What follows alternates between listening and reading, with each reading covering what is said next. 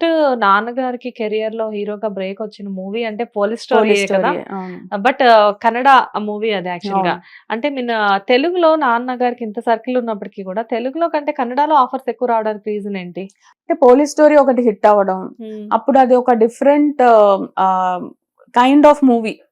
అప్పుడు అంత serious movie, completely dialogue oriented movie, అంత అది ఎవరు చూడలేదు. సో అదేంటంటే ఆ మాస్ లో మా జనాల్లోకి ఫుల్ రీచ్ అయిపోయింది బాగా.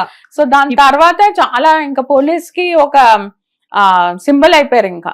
సో ఇంకా పోలీస్ రోల్ అంటే ఇంకా నాన్న గుర్తొచ్చేటట్టు అయిపోయారు. సో దాని తర్వాత కన్నడలో చాలా సినిమాలు వచ్చాయి. సో కన్నడలో ఫస్ట్ అది కన్నడ మూవీ కాబట్టి ఇంకా అలా అలా అలా కన్నడ మూవీస్ చేశారు. అండ్ డాడీకి ఉన్న బ్రెయిన్ మెమరీ పవర్ కి కన్నడ వెంటనే నేర్చేసుకున్నారు. సో అది మాట్లాడితే అసలు ఎవరికి ఆయన మదర్ టంగ్ కన్నడ కాదు అని తెలీదు. అవును, అంత ఫ్లూయెంట్ గా మాట్లాడేస్తారు కన్నడ. సో ఆ కన్నడలో కూడా డిఫరెంట్ డిఫరెంట్ స్లాంగ్స్ ఉన్నాయి ఒక్కొక్క ఊరికి తగ్గట్టు. నార్త్ కర్ణాటక అంటారు, సో అలాంటిది వేరే స్లాంగ్ ఉంటుంది వాళ్ళకి. అది కూడా తీసేసుకొని మాట్లాడేస్తారు అనమాట డాడీ.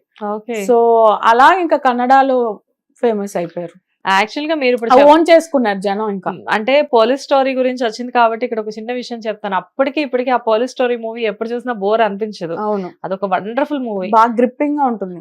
మీరు అన్నట్లు పోలీస్ అనగానే గుర్తొచ్చేది సాయి కుమార్ గారు ఆ మూవీ తర్వాత. బిఫోర్ అంతకుముందు రాజశేఖర్ గారు గుర్తొచ్చేవారు. అలాగా ఈవెన్ రాజశేఖర్ గారికి కూడా డబ్బింగ్ నాన్నగారే ఇచ్చేవారు కదా. సో వాయిస్లు ఇద్దరివి ఒకేలా ఉండడం, సేమ్ పోలీస్ స్టోరీ చూసినప్పుడు. కానీ ఆ టైంలో మీ నాన్నగారు అంటే అందరికి భయం వేసేది. అంటే ఆ మూవీలో సీరియస్ గా ఉంటారు కదా మొత్తం. ఆ మూవీ తర్వాత పోలీస్ క్యారెక్టర్స్ ఎక్కువ చేశారు కదా డాడీ. చేశారు, చాలా పోలీస్ క్యారెక్టర్స్ చేశారు.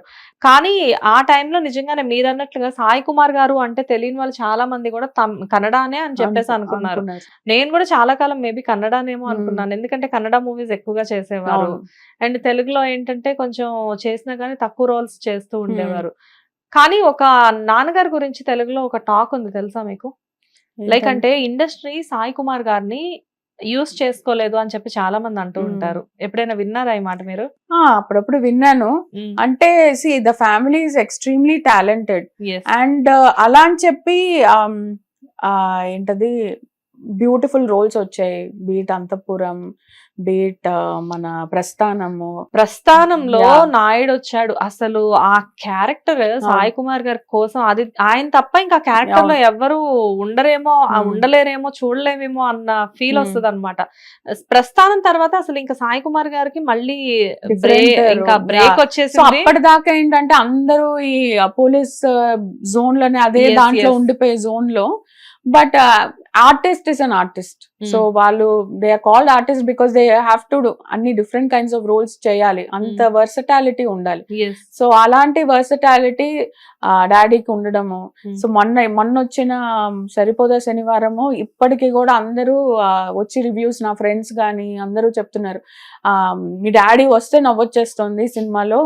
సో అంత అగ్రెసివ్ డాడీ ఇప్పుడు, అంత సోబర్, మన ఇంట్లో అందరి ఇంట్లో ఉండే ఫాదర్ లాగా.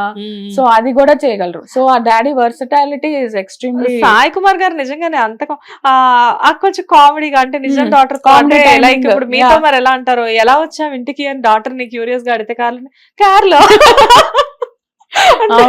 అది డిఫరెంట్ గా ఉంటది కదా సంథింగ్. మేము అసలు బాగా నవ్వుకున్నాం ఆ మూవీ చూసినప్పుడు, ఏంటి సాయి కుమార్ గారిని ఇలా కూడా చూడొచ్చా అని చెప్పి. లైక్ అంటే మీరు అన్నట్లు యాక్టర్ అనే వాళ్ళు ఎప్పటికైనా యాక్టరేనండి. లైక్ అంటే ఏదైనా చేయగలరు, ఆ క్యారెక్టర్ లో అలా ఇమిడిపోగలరు. అలాంటి వాళ్ళకు ఇలాంటి వాళ్ళు చాలా ఎగ్జాంపుల్. అండ్ అంతఃపురం గురించి మాట్లాడదాము. పోలీస్ స్టోరీ లాంటి మూవీస్ చూసిన తర్వాత సాయి కుమార్ గారు ఈశ్వరల్లా, పోలీస్ స్టోరీ, ఈశ్వరల్లాలో ఓకే కొంచెం అటు ఇటుగా ఉంటారు. బట్ పోలీస్ స్టోరీ కొన్ని మూవీస్ చూసినప్పుడు ఆయన అంతా యాంగ్రీ, సీరియస్ గా ఉండేసేసి అలా ఉండి, వన్స్ అంతఃపురంలో సాయి కుమార్ గారిని చాలా మంది అడాప్ట్ చేసుకోలేకపోయారు. అతను ఆ సాయి కుమారేనా ఇతను అని చెప్పేసి. కృష్ణవంశీ గారికి మరి సాయి కుమార్ గారిని అలా ఎలా చూపించాలి అనిపించిందో. లైక్ కంప్లీట్ గా ఒక లవర్ బాయ్, ఇన్నోసెంట్, లైక్ అంటే గొడవలు అంటే భయపడే ఒక person, different kind of person అందులో. లైక్ అంటే సాయి కుమార్ గారు అసలు అంత పవర్ఫుల్ రోల్స్ చేసే ఆయన ఈ క్యారెక్టర్ ఎందుకు ఒప్పుకున్నారు అప్పట్లో? డిఫరెంట్ గా ఉందనే. సో అంటే అది బ్రేక్ చేయాలి ఎప్పటికైనా, అంటే డిఫరెంట్ గా ఉంటుంది కదా, ఎవరికైనా ఇంకేదైనా ఎక్స్ప్లోర్ చేద్దాము అన్న దీంట్లో. సో అప్పట్లో నాకు గుర్తుంది డిస్కషన్ వచ్చినప్పుడు హోల్ ఐడియా ఏంటంటే అప్పట్లో కృష్ణవంశీ గారు కూడా సాయిని ఇలా చూపిస్తే వేరేగా ఉంటుంది, అసలు ఎక్స్పెక్ట్ చేయరు ఈ యాంగిల్ అని చెప్పి ఆయన అది కూడా నాన్నని ఇలా చూపించచ్చు అని ఒక ఛాలెంజింగ్ గా తీసుకొని చేసిన సినిమా అది. సో అది చాలా బాగా రీచ్ అయింది. అండ్ దాంట్లో సాంగ్ ఎంత ఫేమస్ అయిందో, అప్పటిదాకా నాన్నకి అసలు సాంగ్స్ లేవు, మ్యూజికల్ హిట్స్ లేవు, ఎప్పుడు ఫైట్స్, డైలాగ్స్.